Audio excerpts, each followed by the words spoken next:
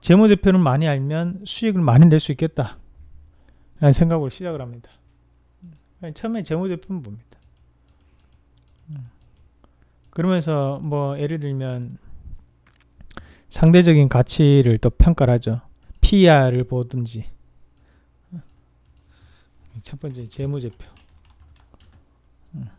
뭐 PER, EV 베타, 이거 또는 뭐 청산가치, PBR, PBR이 청산가치죠. 뭐 이런 거, EPS, 뭐 매출액 증가율 몇 % 이상, 뭐 영업이익 증가율, 뭐 OPM, 뭐 APM 다 봅니다. 근데 처음에 시작하면 간단하게 보죠. 뭐 PR만 본다든지. 이때 시대적, 저는 그랬어요. 시대적 흐름이 그랬는지 몰라도 제가 시작할 때는 10년 전 정도 됐으니까 그때는 PR 가치, 상대적인 가치가 상당히 뭐 좋은 기업들이 인기 많았어요. 두 번째는 조금 이제 주식을 배우다 보면 차트를 좀 봅니다. 차트인데 처음에는 이제 간단해요. 처음에 보는 것은 그냥 이평선만 뭐 이평선. 근데 여기서 조금씩 변해요. 이평선만 보다가 거래량도 좀 더 보고, 스토캐스틱도 좀 보고, 오실레이터도 좀 봤다가, MACD를 좀 봤다가, OBV도 좀 보고, 팍 보다가 이제 마지막에 일목균형표를 봅니다. 막 구름운대를 얘기하면서 선행스팬과 후행스팬 9일과 26에 대한 변곡에 대해서 막 혼자 공부를 막 합니다. 또 맞아요. 또 그게 희한하게 또 그게 또 맞아 들어가요. 그러면 이제 거기에 본인이 빠져듭니다. 이거만 정말 연구하면 되겠다 싶어요. 근데 또 주식시장 한 번씩 이렇게 크게 털썩거리고 빠지고 이러면 본인이 이제 알던 것이 아닌 것 같아요. 아닌 기업이요 이러면서. 그러면 이제 뭐가 되냐, 그럴 때 또 살아나는 종목군들을 보면서 우리가 성장성에 대해서도 생각을 해봐요. 그러니까 기술적인 혁신이라든지 또는 뭐 아니면 안정적인 주식이라든지 대형주에 관심을 좀 가지기 시작하죠. 대형주를 또 하다 보면 수익이 또 안 납니다. 그래서 이제 또 성장주 뭐 이런 것들, 그렇다가 또 시장이 한번 뒤이고 나면 바닥에 있는 종목을 또 찾아요. 근데 또 수익이 안 나면 오히려 또 박스권 상단을 찾습니다. 제가 이걸 왜 정리하면 이게 나쁜 게 아니라는 거예요. 원래 이거는 다들 공감하실 겁니다. 다들 이런 생각들 다 하실 거예요. 나도 저랬는데, 다 그렇습니다. 이거는 누구나 다 그래요. 주식을 하시면. 왜냐하면 사람들은 주식으로 큰 돈을 벌고 싶고 수익을 내고 싶고 어떻게 해서든 주식을 하는 것은 돈을 벌고 싶기 때문에 하는 거거든요.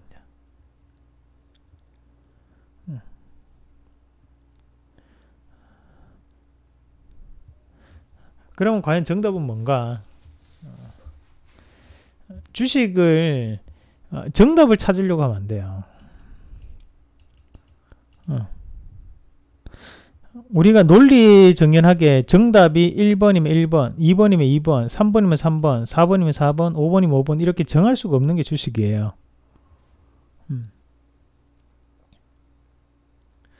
정답을 찾으려고 하는 게 아니고 정답에 근접한 답을 찾는 거예요. 가장 근접한 답을 찾는 겁니다.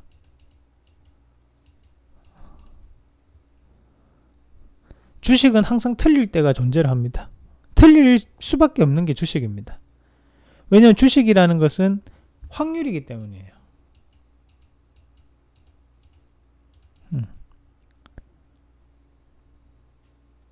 그러면 꾸준한 수익이 나는 사람은 어떻게 하느냐? 본인만의 매매 패턴을 지켜나간다는 거죠. 그 매매 패턴을 끝까지 지키는 겁니다. 그러면 최대한 똑같은 방식으로 여러 번 했을 때 그게 확률이 나오거든요. 근데 우리 개인 투자자들이 가장 큰 문제가 이 전문가가 좋다 하더라 이걸 사보고, 저 전문가 좋다 하더라 저거 사보고, 이 전문가도 이거 좋다 하고 저 전문가도 이거 좋다 하니까 이걸 사봅니다. 공통적으로 추천하는 거를. 그리고 빠지면 전문가 욕을 해요.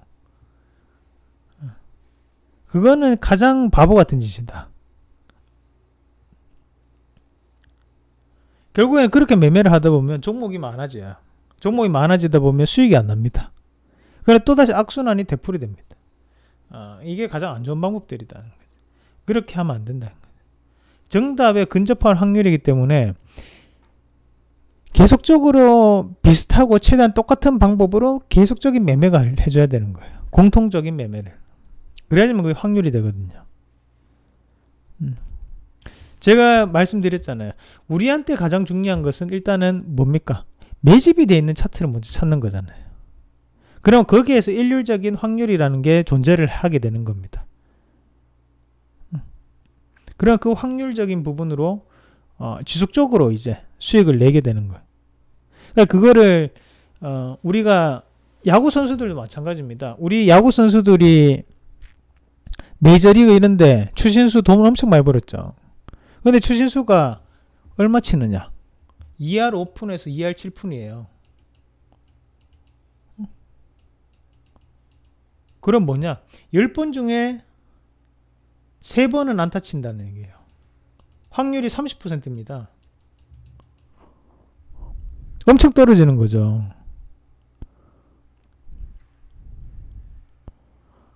엄청 떨어지는 거예요. 주식으로 치면 30%밖에 안 된다는 거예요. 10번 찍어서 3개 오르고 나머지 7개 빠진다는 얘기입니다. 주식으로는 성공할 수 있나 이렇게 되면 성공을 못합니다.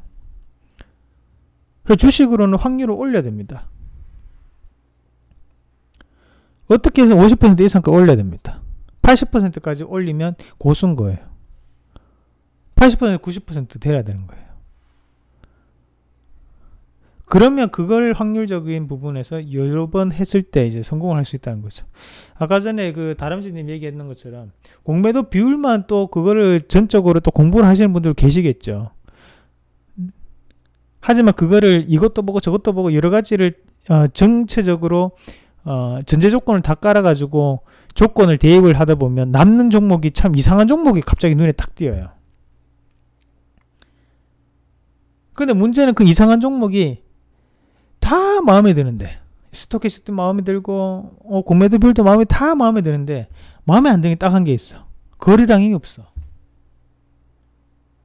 아니 차트가 안 이뻐.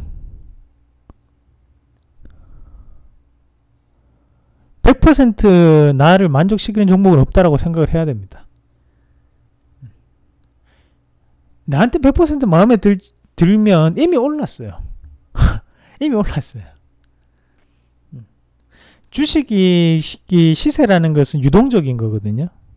그러면 지금 얘기했던 스토캐스틱, MACD, 이 오실레이터, 일목균형법 이런 거는 선행지표가 아닙니다. 동행지수예요.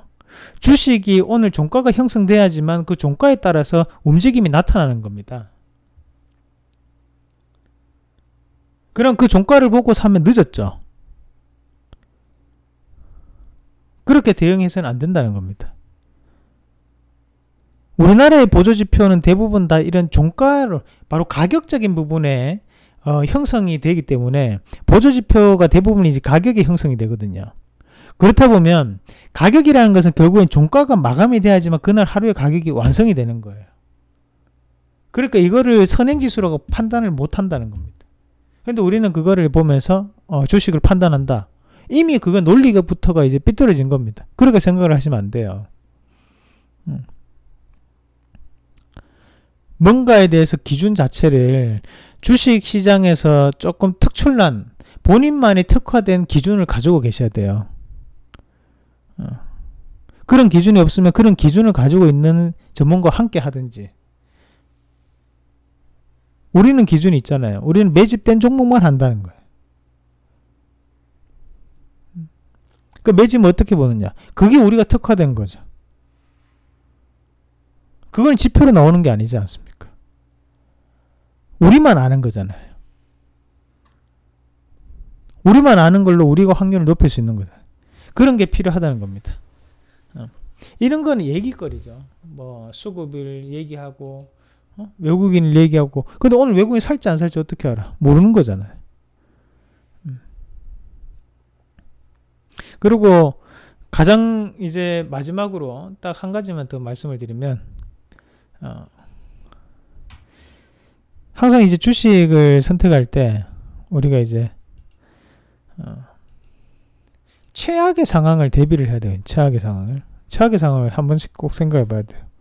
반드시 오른다는 것보다는 최악의 상황을 꼭 생각을 해야 됩니다. 그 트럼프 거래 기술이라는 책에도 나와 있습니다. 최악의 경우의 수를 항상 생각해라.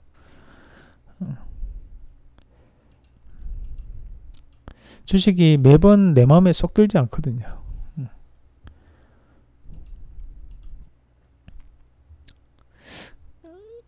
근데 저는 지금까지 해보면서 제가 이렇게 제 주변에도 이제 증권사 직원들도 많고 증권 전문가들도 많고 고객들도 많잖아요. 그럼 이분들 중에서도 증권사 직원 중에서도 정말 돈 버는 사람은 극히 소수예요. 전문가 중에서도 소수고요. 근데 그 돈 버는 사람들의 공통적인 특징은 뭐냐면 본인만의 방법이 있어요. 본인만의 방법이. 세계 경제 상황 모릅니다. 그런 거 없어요. 차트도 잘 못 봐요. 근데 본인만의 보는 방법이 존재를 하는 사람이에요. 그런 사람이 되더라고요. 나는 기가 막히게 바닥만 잘 찝는다. 그러면 그 사람은 돈 법니다. 나는 기가 막히게 이 공매도 비율에 대해서 잘 안다. 이런 미세한 부분, 섬세한 부분, 마이크로 부분까지 나는 판단할 수 있다. 돈 법니다.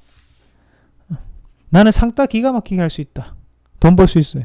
나는 하한가 따르게 기가 막히게 한다. 돈 벌 수 있습니다. 대신 그렇게 특출나게 뭔가에 대해 특화된 게 필요하다는 거죠.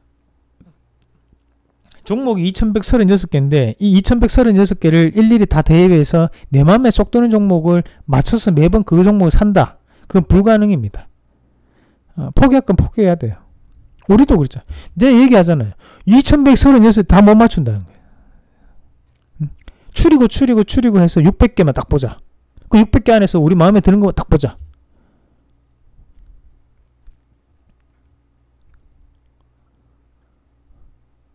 그런 거죠.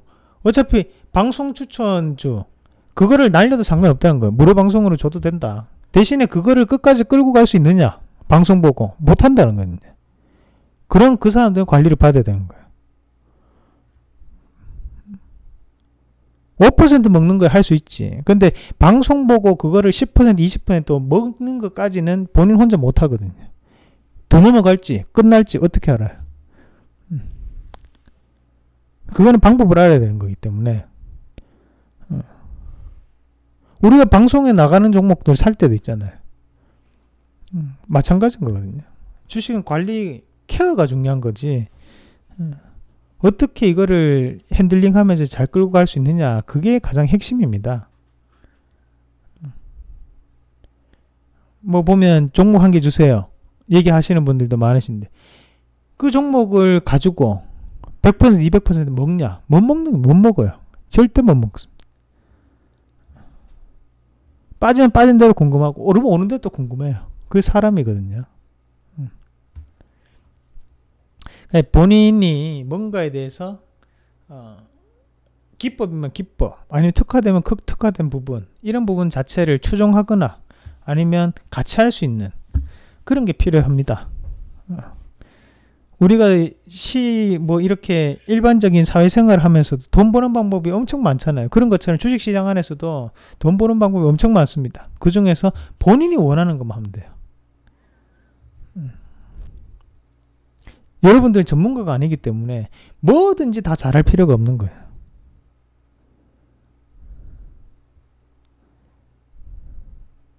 대부분이 직장 다니면서 하시는 분이 제일 많고 또는 그냥 집에서 주부하면서 하시는 분 많기 때문에 더욱더 좋은 겁니다. 여유가 있으니까 마음의 안식이 되잖아요.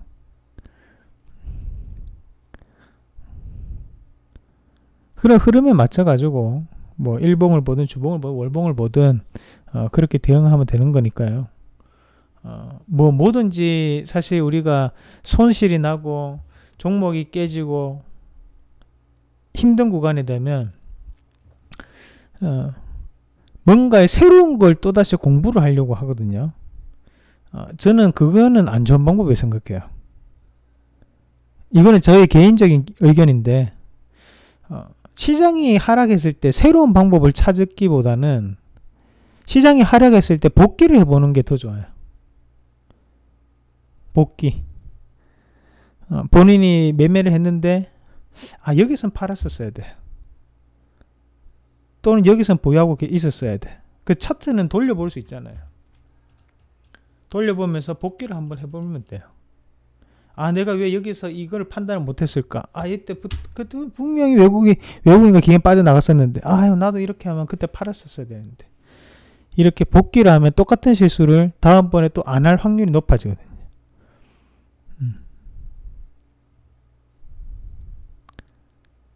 근데 또 새로운 걸 공부하잖아요. 그런 시장이 빠졌기 때문에 올라갈 확률이 시장은 높아요. 그것도 새로운 공부를 하고 했기 때문에 이게 맞다라고 생각을 해버립니다. 맞아 들어가네. 이게 이 방법도 맞는갑다.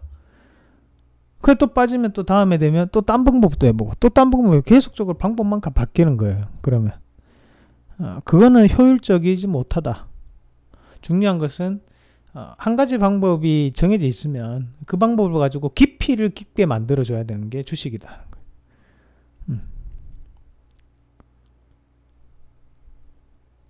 수급도 대충 그냥 보고 여기 외국인 사네, 기관 사네, 이건 다 하는 거잖아요. 그렇게 해서는 안 된다. 왜 외국인이 여기서 사는지, 왜 기관이 여기서 파는지, 왜 기관이 저가에 파는지 고가에 사는지 그 이유를 알아야 된다.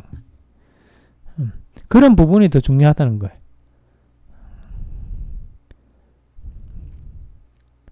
그런 부분에서 좀 더 특화를 해서 그 방법에 대해서 복귀를 하고 좀 더 깊이 있게 들어가고 그 방법이 제일 남는 것 같아요. 그러니까 그에 맞춘 종목이 결국에는 한 달에도 여러 개가 들어오거든요, 눈에. 그거를 또 사면 되는 거니까. 내가 종목을 많이 안다고 해서 하루에 보고 난 다음에 3개, 4개가 눈에 들어옵니다. 또는 10개가 정도가 하루에 눈에 들어와요. 그러면 잘못 본 겁니다. 다시 봐야 돼요. 좋은 종목이 그렇게 10개, 20개씩 나오냐? 안 나오거든요.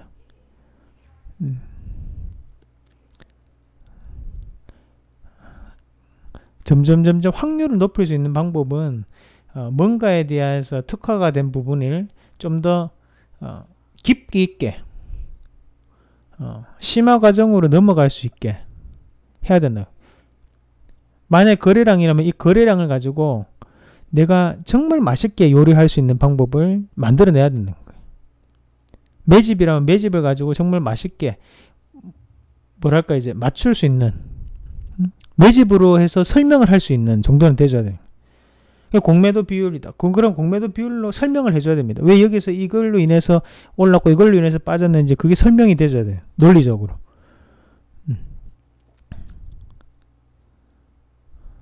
제가 왜 예전에 이평선을 보고 이평선에 대해서 62평선에 대한 62평 매매 기법, 22평 매매 기법 이런 거 얘기하는 사람을 왜 사기꾼이다 이렇게 했냐면 논리적으로 설명을 못 하잖아요. 그럼 계속 사고 팔고 해야 되는데 이게 실전 투자 가능한 거냐? 불가능하거든요. 그건 안 된다. 남들이 봤을 때도 납득할 수 있는 게 있어야 돼요. 같이. 그런 방법이 있어야 된다. 그래야지 확률적으로 계산이 된다. 본인도 설명을 못할 정도로 뭐랄까 구체적이지 못한 건데 어떻게 그게 확률적인 부분으로 나타날 수가 있겠습니까? 남들한테 설명할 정도는 돼줘야지만 그게 구체적이고 정형화되어 있고 그걸로 인해서 매매가 가능한 거지요. 제가 말하고 싶은 요는 그겁니다. 아시겠죠?